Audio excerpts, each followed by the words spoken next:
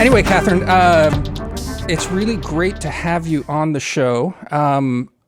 Wait, are we? Yeah, we're rolling already. This has all been recorded. I'm just going to cut it into place that is maximally fortuitous for the whole vibe, Christine. Super. Okay, well, just maybe start that over again. Then. No. I think I'll keep this "are we recording" thing in. The audience loves this kind of stuff. Katherine, I've been reading you for a while. If our audience doesn't know who you are, they should check you out on Substack. Default Friend is the name of the stack. Is that the short form for Substack now? And you know, I've always sort of thought it difficult to describe who you are. Before we started recording, you said you're a writer and an internet personality. I guess if I were ever to describe you, I'd sort of say internet historian. I don't know. Is that right? It's close. I feel like I'm stealing valor by saying I'm a historian of any kind. I used to say that, but that's an actual profession that people are in. I guess it's maybe the closest to what I do, though. I interview people. I look through archives. I write about what I find. So it's a type of, I guess it's like amateur historian maybe. Yeah, I mean, your most recent piece, which is why I think Shadi and Christine and I wanted to have you on to sort of chat about. We can talk about the details of it, but I think why it's very much a piece that only you could write is that you've excavated a good bit of internet history about, the topic is people not wanting to have, more than not wanting to have kids. Call it the broad anti-natalism movement. But what made the piece good, or at least, or more than good, unique, is the part that is the fact that it's really delving into this sort of the internet history behind these kinds of movements. And I should just jump in here because I absolutely loved this piece, and we will include a link in the show notes. Everyone should give it a look because it's just bonkers stuff. And it's good to have someone like Katherine who was actually willing to do the work, so to speak, to find out about these weird internet rabbit holes. And it challenges me because I try to be understanding of deep difference. That's part of our ethos at Wisdom of Crowds.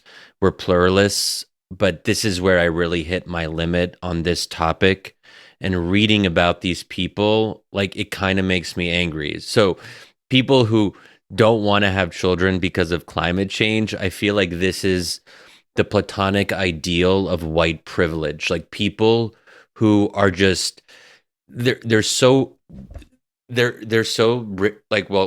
in the broader sweep of human history, rich and self-satisfied that they actually have the luxury to indulge in genuinely crazy ideas. But I'm going to try to temper this dislike of this subculture, and I really want to do better to at least understand where these people are coming from. And it's not just that they don't want to have children, as far as I can tell. It's that they think existence is bad inherently. They don't think people should, in some basic sense, be alive. But Katherine, Wow. I mean, take that where you will, but Yeah, well, And Shadi, I mean, I think it's important that you choose to do better, Shadi. I think we're going to push you to do that on this podcast. Good. But I also just wanted to say hi, Katherine. This is Christine, and we met briefly, actually, like a couple weeks ago in person here in DC. But I have also been following your work for, it feels like, a long time, especially in internet time. Feels like ages. I cited some of your writing in my book, actually, Rethinking Sex, and I love the way that you're thinking about how these sort of philosophical questions and these human mindsets actually maybe all sort of emerged from like 4chan or Tumblr at some point in time. And our self-creation on the internet is now influencing how we view real life. And I think that this is just like a perfect example of where that split happens too. It seems so much easier to imagine not existing or hating existence, like physical existence, if you can kind of split yourself, right? Like if you live online, it's much easier to sort of hate your real body in the world, like a reverse Gnosticism, if I'm using that term right. Anyway, I'm really excited for this conversation and really excited to finally get to chat with you. Yeah.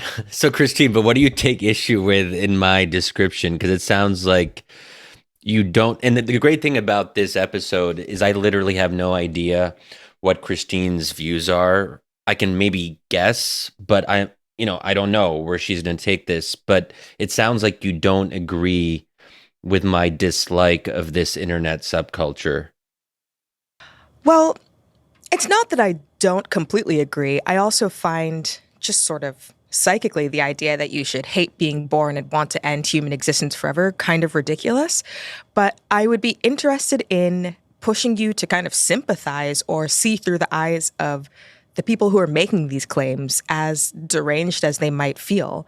I mean, I think it's important to note that maybe not anti-natalism in the most intense philosophic sense, but this sort of like fear of having children due to what seems like a declining planet or a declining standard of living is really affecting people's choices. And I'm wondering if, instead of just making fun of them, which I have a sense that it will be very easy for you to do, Shadi, if there is a way to actually make a positive case for why this is not the right way of viewing the world. And yeah, Katherine, we're just like talking to each other right now. So Katherine, let us know what you think. How did you come to write this story? Let's start with that. That's maybe the best way to sort of maybe approach it, and then we can unpack some of this stuff. So anti-natalists actually had already been on my radar because it feels like they've always been kind of orbiting the rational, like capital R, Yudkowsky-style rationalist community. Many rationalists are anti-natalists, so on and so forth. But what really got them on my radar was I did a deep dive on Adam Lanza, who was a Sandy Hook shooter, his digital footprint. And he was like a very extreme form of anti-natalist. He was an ethylist, which is sort of like a subset of antinatalism. And it's a step further beyond like, don't have children. It's life is suffering in the broadest sense. Sentience is immoral.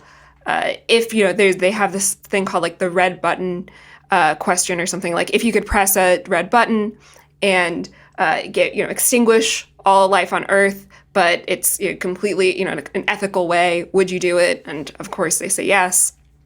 But what was the catalyst for this article was my friend Alex Kashuda and I are doing a project on different internet ideologies, especially ones that are like sort of foundational that other ones have like sprung forth from. And this was the first one because it felt like it's such a great way to explore the evolution of YouTube and dissident debate spaces, and how these things sort of end up converging, like how like a dissident YouTube debate community can merge with a live journal group and turn into like a 1 million person large subreddit.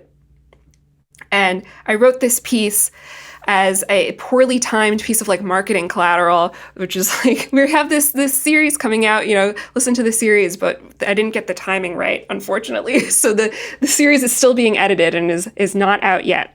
So it's going to be a podcast series discussing this, or it's going to be a series of articles that you're publishing somewhere on your Substack, or where? A series, so a limited series podcast of different ideologies that are basically digitally native, or if not digitally native, took on a new life online, and especially ones that are like very foundational. So antinatalism is one of them, rationalism, esoteric Hitlerism, just all sorts of things that end up spawning all these different subcultures. All the What's classics. esoteric Hitlerism? Oh man, let's not go in a rabbit hole, but I would love to hear. I'm interested. I want to know. I feel like that's a different topic for a different day. Yeah. Well, I mean, but what's interesting about it is this one, at least, as opposed to perhaps esoteric Hitlerism, right? Is it's everywhere now, and maybe that's why that article, at least for me, jumped off the page, because it unearthed the fact that whatever this online community was, and however it was germinating in the background for a long time, it was also running in parallel with like all these other trends, and all tied to what Christine wants Shadi to empathize with, this fear of, a world unto which, one, I don't know, just ought not to bring children into.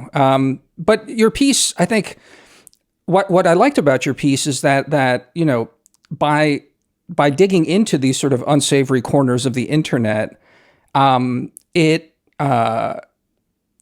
to me shows the kind of unsavory logic of the more mainstream opinion that Christine wants us to empathize with a bit more, which is what I think has radicalized Shadi in reading your piece. It's that there's a kind of sense of entitlement to be even thinking this way. I don't know. Are you approaching it that way, or am I just reading myself and perhaps Shadi into your piece somewhat? I actually found myself sympathetic to their perspective.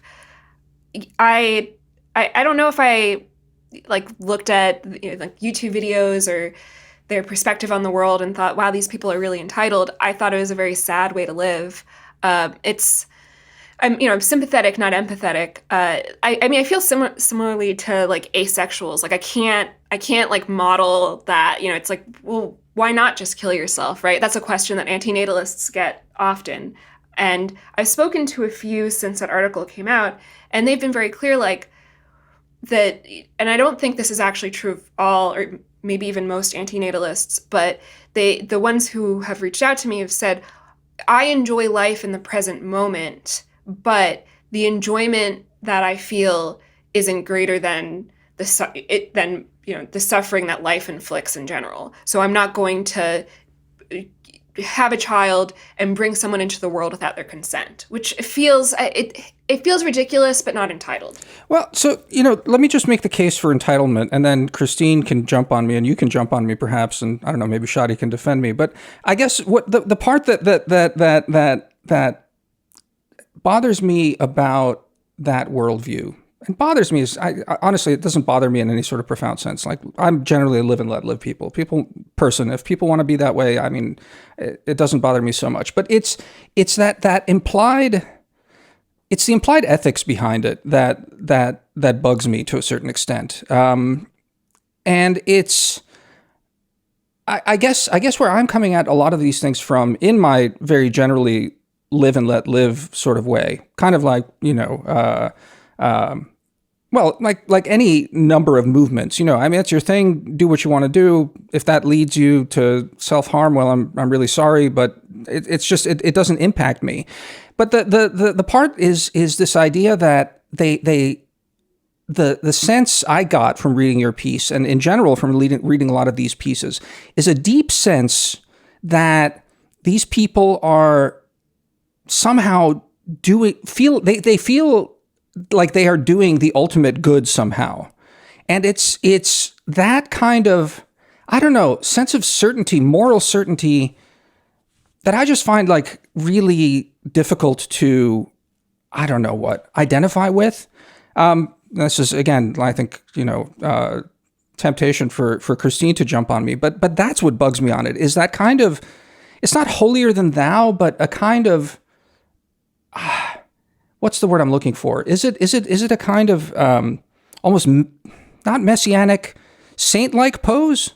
Am I barking up the wrong tree? I think you have a point, and this is something that has bothered me about rationalists, where it's they even if they are non-judgmental person to person, when they're talking about their points of view, in an essay or on Twitter, they have this feeling of oh, you just don't understand where I'm coming from yet, and eventually you will. And that is, that is very annoying, because it's sort of condescending in a way. No, it's super annoying, actually. I was trying to play a little bit of a devil's advocate just to bark up Shadi's tree a little bit, because as we all know, I enjoy doing that.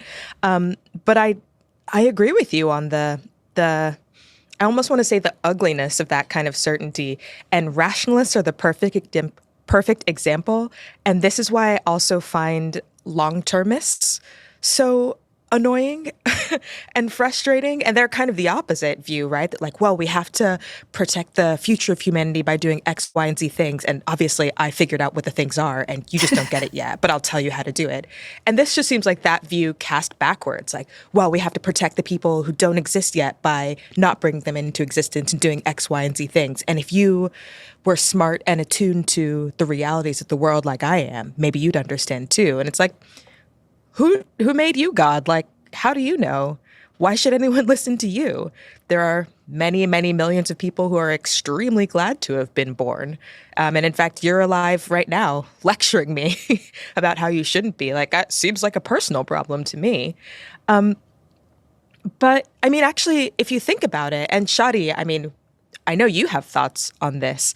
This sort of idea of certainty is actually why,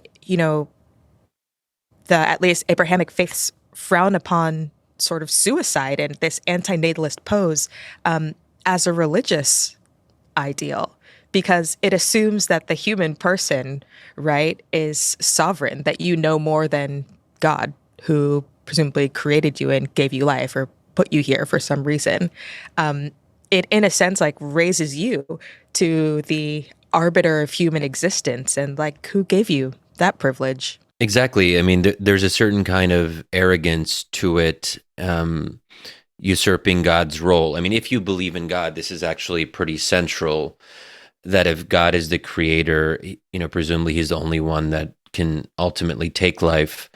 And to kind of insert yourself into that role and sort of transcend that process is a pretty big thing to do, and that is precisely why the Abrahamic faiths are not big fans of suicide.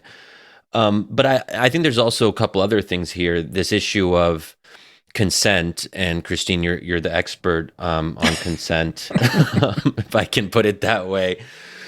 But unborn people don't have consent doesn't apply to people who aren't born yet, and also presumably consent is somewhat, I mean, if you're not born, how does that really work on a pretty basic level? And then the other issue that also has religious implications is, where did people get the idea that suffering is unacceptable, that suffering is something that should be eradicated from human existence? This is a pretty radical idea, because for the entire sweep of human history, the assumption was precisely the opposite, that to be alive is to suffer. And that doesn't mean you have to love the process of suffering, only that you have to, in some sense, be aware that it can't be otherwise. So there's also something, I think, quite arrogant to presume that you're going to eradicate something that is part of the human condition, that is part of human existence for whatever, how many millennia we've all been in as human beings up until this present point.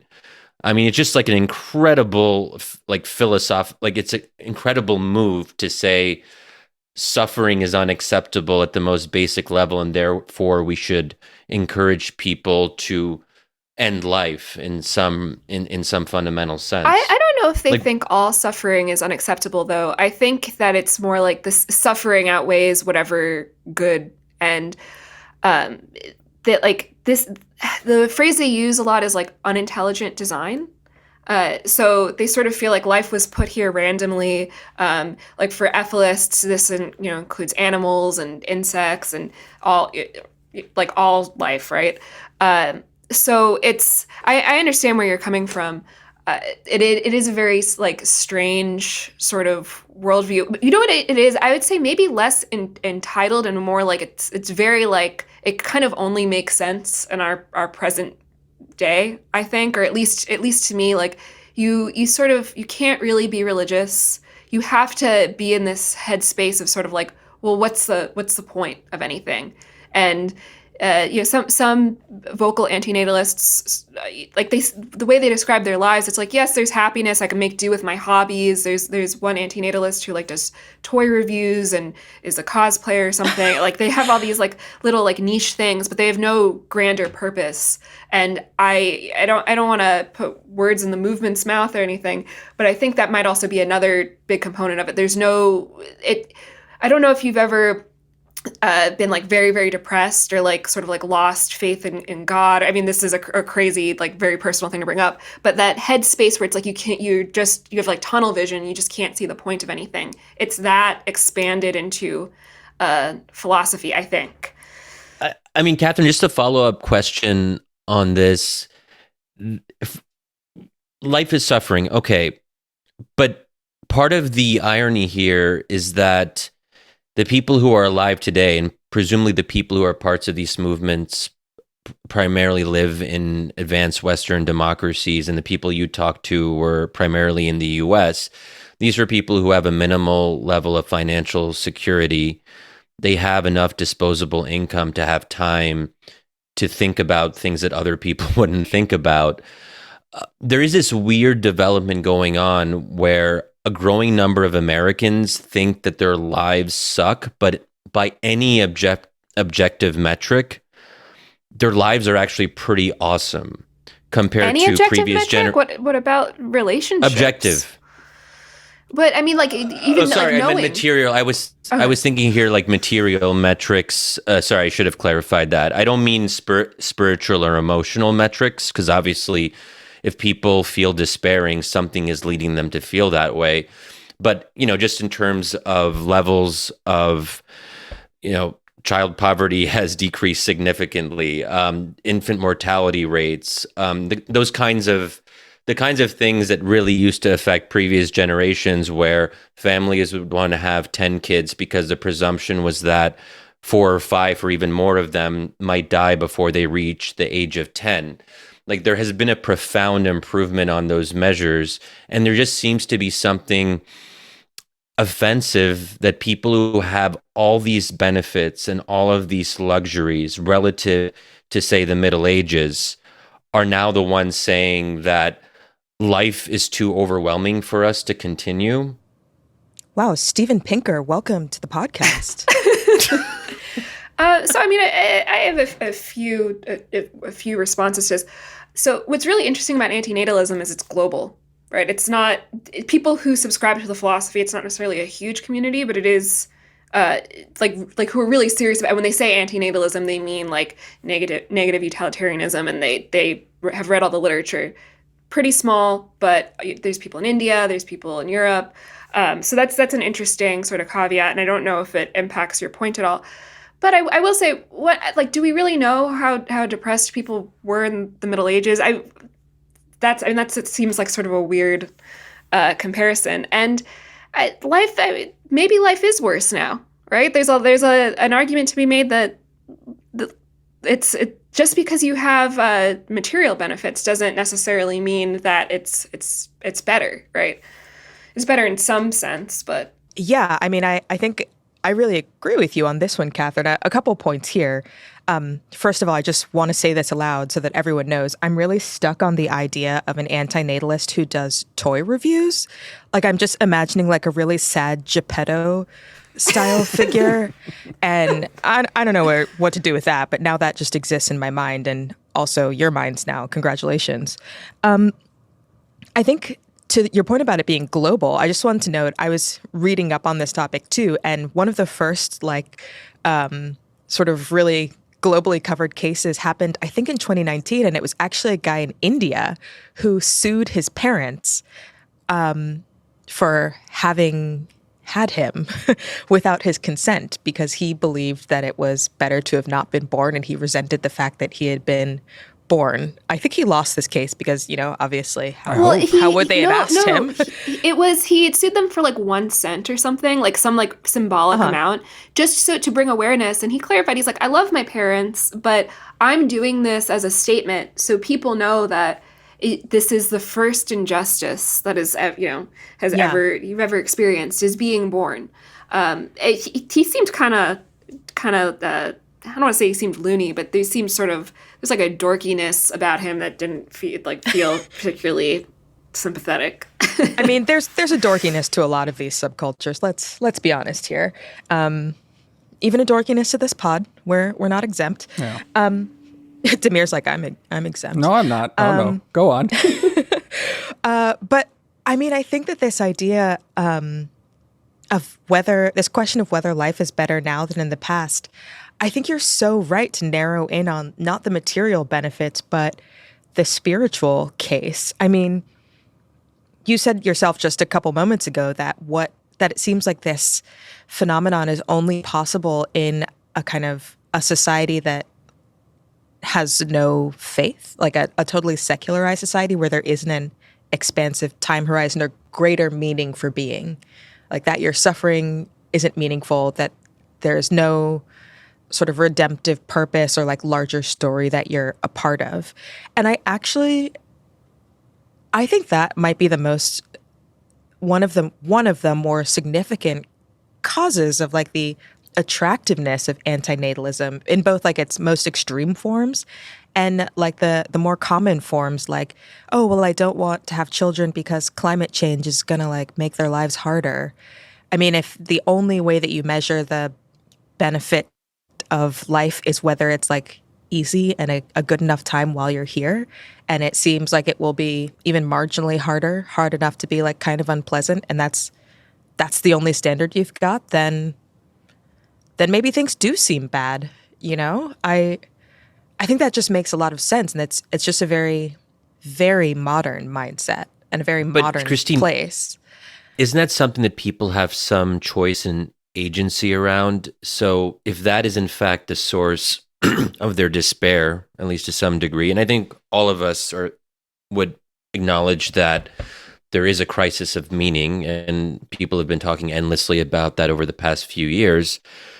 You know, if there are ways to find meaning, it is challenging, but if that is in fact the source of the problem, there are steps that individuals can take to try to discover meaning in their lives, and actually one of them is by having kids. You know, ironically. Well, here's the part. I think I probably set myself apart from maybe all three of you, in the sense that I don't know, I'm not religious at all, and I am not so troubled by this lack of meaning. And I guess maybe the part that really jumps out at me, and this is why I was sort of going on about the entitlement or that whole sort of thing, it just doesn't follow at all logically to me that posit there is no meaning. Posit, even your points, Katherine, about depression. Maybe depression is a good way to think about it. If you find yourself in a depressive cycle, then I think a lot of this sort of suicidal ideation comes around, and then maybe you externalize that and think about, consent to being born and stuff like that. Though I think it's really weird. But it doesn't follow at all to me that you posit there is no meaning and therefore you won't have kids. There's a leap there that really sounds and feels off to me somehow. And Christine, I mean, you're talking about the parallels, and I think they're correct between this, and I alluded to them, between this and sort of like the climate change stuff.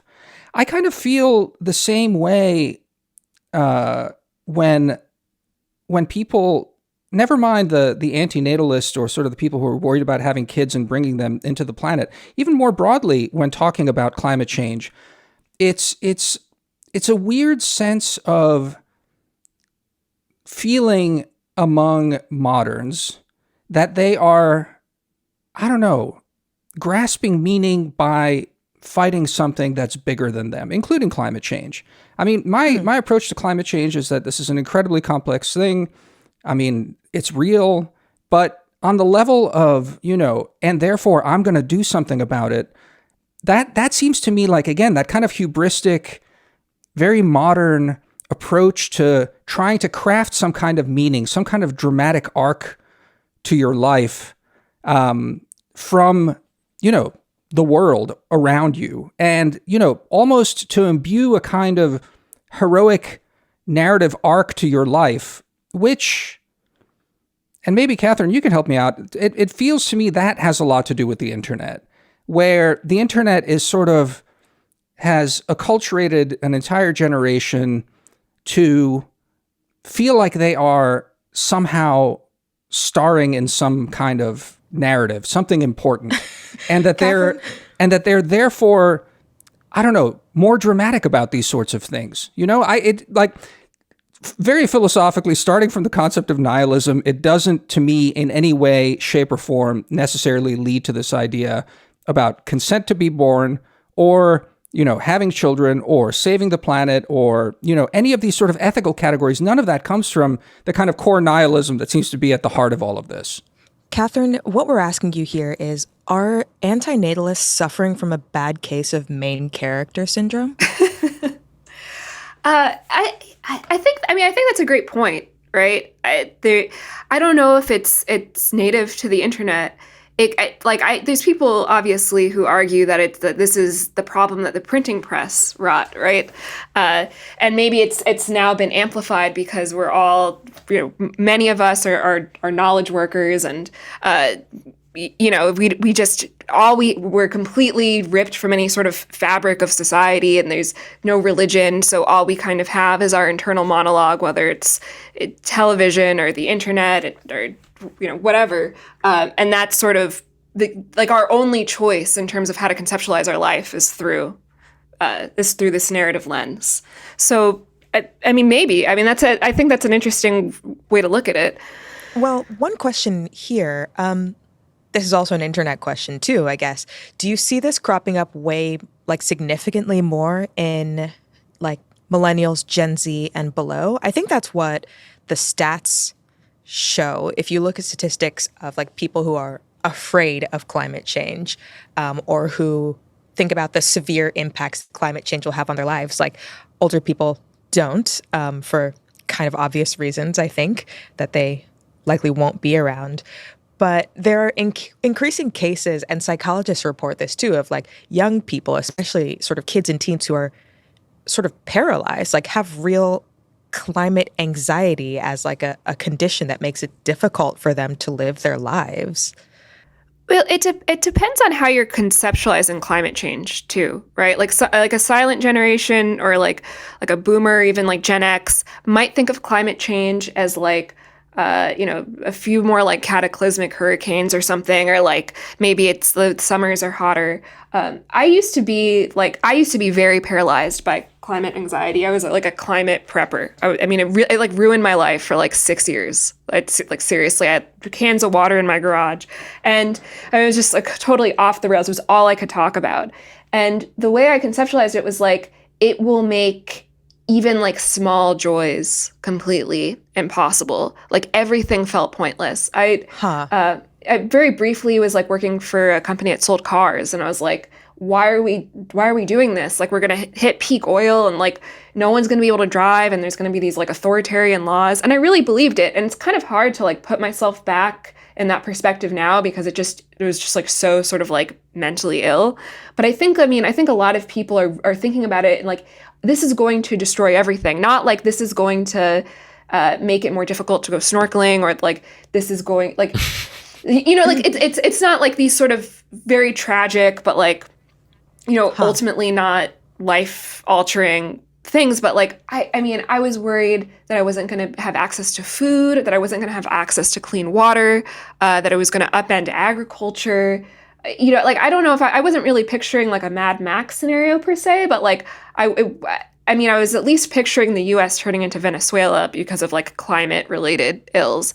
And it got so crazy that eventually I was what if, okay, here's how I'm going to think about it. I'm going to pray that the FANG companies will create micronations, and if I get a job at one of these companies, maybe I'll be saved. It was just so ill. It was just such a sickness.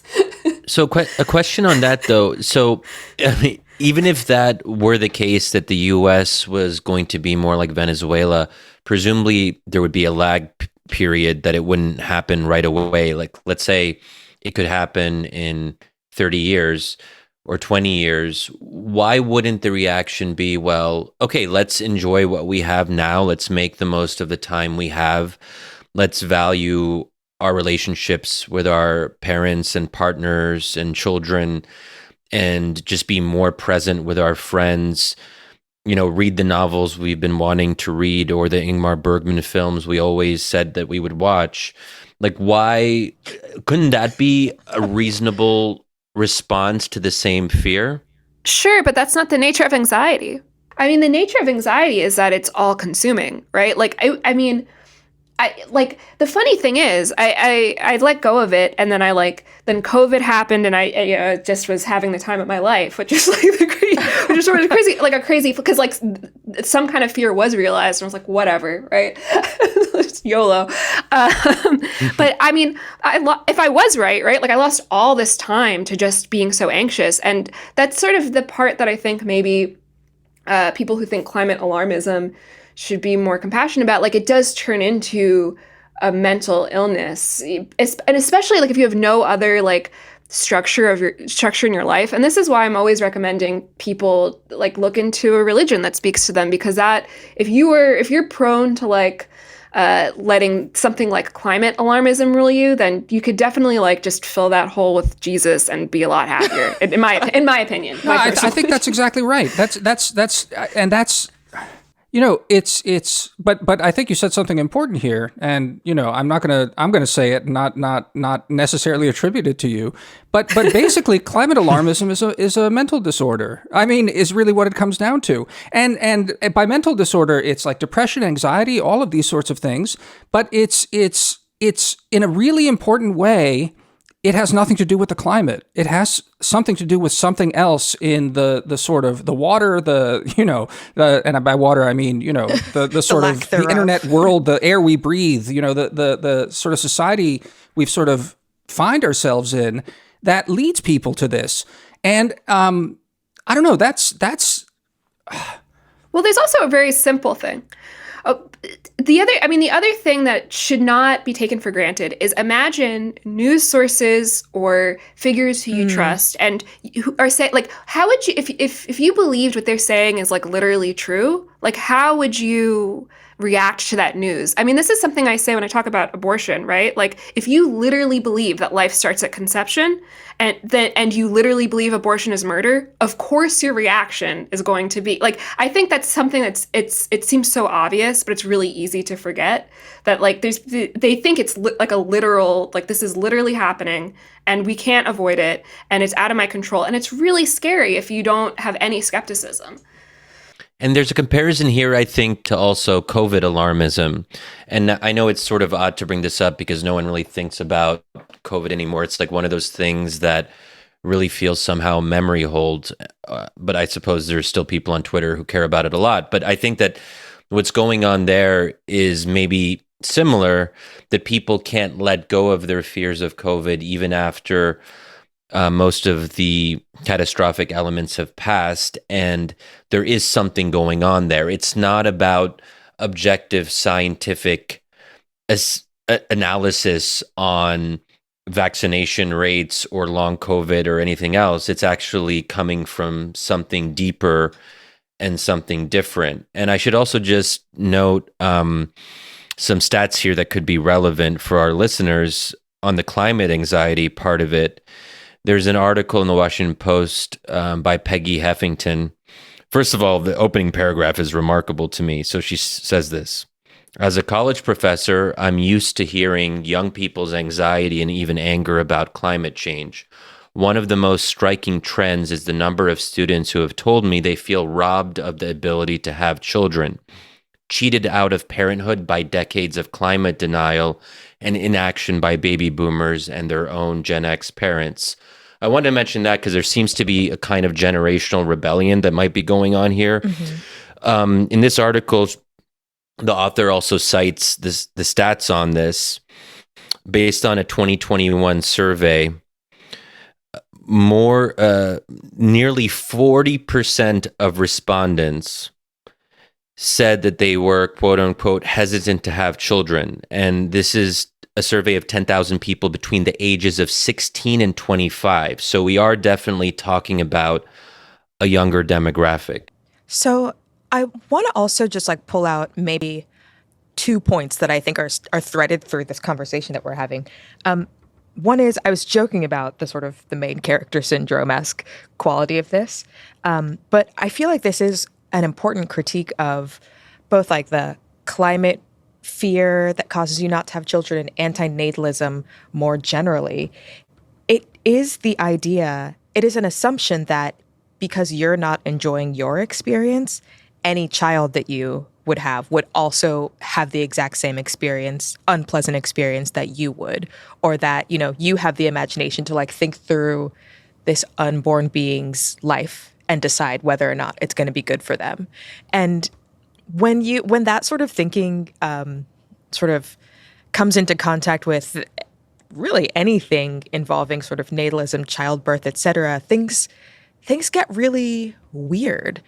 I mean, this is also the thinking behind eugenics, right? Like, well, I think a disabled person's life sucks, so I don't think we should have any disabled people. I think the framing is like a touch off, right? Tell me more about that. Like so anti-natalists at least think that the suffering outweighs whatever benefits they have. So they aren't necessarily not enjoying their lives. They just think that minimizing any suffering at all is a goal, right? And right. like I was listening to a podcast with Amanda Sukanik, also known as Old Fan, who's a very popular anti-natalist spokesperson almost. And she was saying like, I would rather prevent, you know, a 1% risk of cancer than have someone live, because that 1% risk of cancer is worse than any benefit you can derive from living. Not that the benefits aren't real, just that they put such a weight on suffering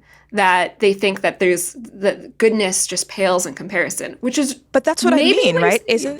Isn't that like you're deciding for someone else that, like, in my opinion, suffering is so bad that whatever goodness you're going to experience is just going to be outweighed by your suffering? Like, imagine saying that to a cancer patient. Like, I just think that what you're suffering is so bad that you should just die. That's my opinion.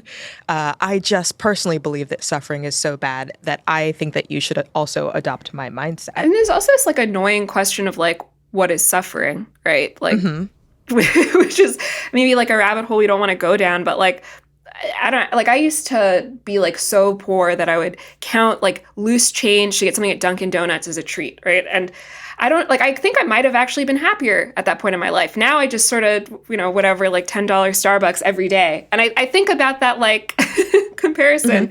And it's, you know, to someone like Amanda Sukanik to offer like a fairly benign example, that lifestyle is worse, right? I don't, you know. And I think that's kind of what Shadi was maybe getting at when he went all Pinkerite on us and was like, you know, life is so much better. Like, even for people in the poorest countries, life is better today. Like, yeah, there are people with lives that are materially much worse, in fact, than Americans. And they might, in fact, say that they are loving their lives and happy to be there. And it's not on us to like decide that their lives are worse. But the other thread that I wanted to pull out was the question of agency.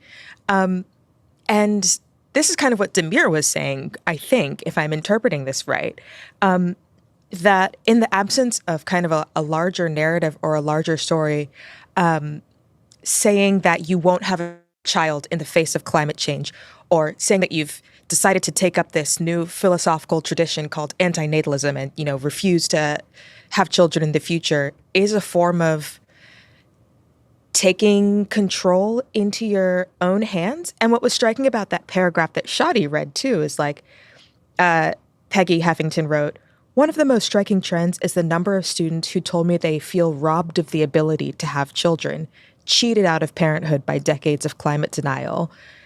Like, the language there is like, you've robbed me, you've taken something from me. That like they're really feeling like they're reacting against, I don't know, being enclosed in a box or something. They're like reclaiming agency. But Christine, in the weakest way possible. Why did you pull back on the main character syndrome? This seems to me this is exactly this kind of weird heroic solipsism.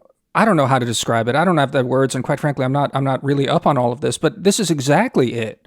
It's both a staggering lack of actual empathy and an ability to understand the world outside your own head, coupled with some kind of weird neurosis that you're convinced that your ideology matters, and in fact, you're able to impact the world. I mean, it's breathtaking in so many ways. And again, I say this as someone who generally is not, prone to heroic narratives or like narratives about meaning in my own personal life and how I think about things. I feel like in many ways my starting premises are pretty close to these people, but then they just take these really weird solipsistic, I hate to use the word, but like semi-autistic leaps into this kind of weird ideology and stuff. And I it's hard for me to follow that. And it's putting our finger on that I think is, well, at least even in this conversation, is sort of helpful, because there's something defining about that pose, that, and it's not, I don't mean pose in the sense that these people are inauthentic. I'm not taking anything, I'm not implying bad faith to them. There's just something psychological here that I think actually speaks to much more broadly than just this internet sub-community. It speaks to something really prevalent in the world today, it feels like. Damir, could you say a bit more about how you share some of the starting premises? I mean, I already did. Anti-natalists? It's just kind of general first principle belief in a lack of actual, objective trajectory of meaning to any of it. I think generally that's how I've structured my life. For whatever reason, that doesn't lead me into depression, or into a kind of nihilism where, the leap from taking that as a starting premise and then therefore willing the world to end, that seems to me the part that's the real leap that I can't really identify with. Damir is actually the man portrayed in Caspar David Friedrich's Wanderer Above the Sea of Fog. But like the happy version.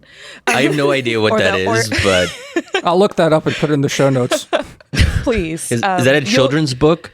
No, it's a painting. It's a very famous. It gets memed a lot. Yeah. But I mean, actually, this is kind of where I wanted to throw it back to you, Katherine. I had one last follow-up question, or I mean, probably more than one, but one key question. You talked about your own time in this climate fear bubble. Like, A, how did you get out of it? What are you out of that? And then B, how does this, I feel, and I can't quite put my finger on it, but it does feel like this in your headness, what Damir terms as sort of a semi-autistic, solipsistic way of thinking, this inability to sort of like see the rest of the world is tied in some way to like the internet age and like the internet personality. And I know that's your area of expertise. So yeah, what do you think about that? So what got me out of it is, it's going to sound like a joke, but I joined a cult, actually. And I remember thinking, like, at the early stages of being in it, like, the lead, I was like, these people are dedicating their lives to, like, something that's, like, fake as hell. Like, I didn't buy into it totally. And then I stuck with it long enough until it felt real. And it kind of, like, eclipsed my climate change obsession, and it freed me and allowed me to think about other things. And then once I felt sort of like the cult was kind of, like, encroaching on my ability to be like an individual, I kind of like, there was a lot of conflict, but I left. It was very weird. It was very, very weird. But yeah, it's like somehow that like liberated me. And then there's several other major life changes, and finally I freed from the chains of being obsessed with climate change. It's a strange story, but that's it's along the short of it. That's fascinating.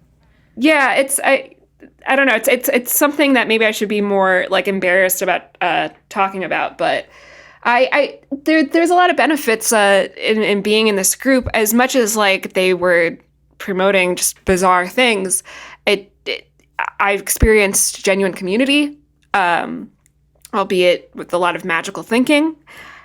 I had a routine. It was sort of like a rehab before joining the rest of the world.